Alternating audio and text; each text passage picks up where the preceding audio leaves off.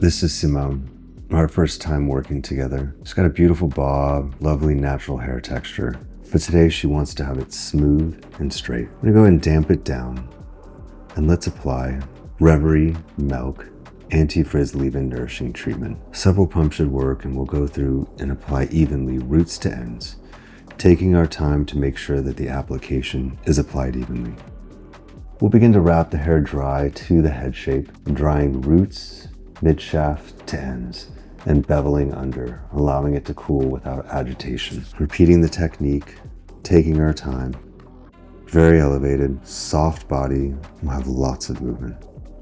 Let's reapply Milk Anti-Frizz, roots to ends to break up the shape, to finish, and to create more hold.